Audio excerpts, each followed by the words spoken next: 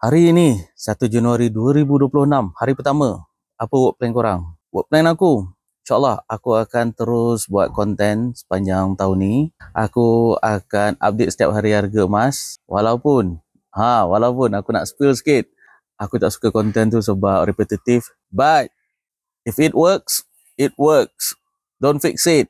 Konten macam tu membantu aku untuk grow account aku. Jadi aku nak grow account aku and hopefully aku dapat convert lah some of my followers to become my customers. I got bills to pay, man. So I need to make some money.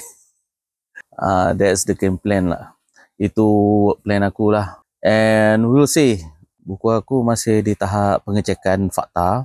Lepas tu baru beri pada editor untuk edit lah. And then barulah pergi ke langkah seterusnya. Aku berharap adalah sesuatu yang terjadi tahun ni yang menguntungkan.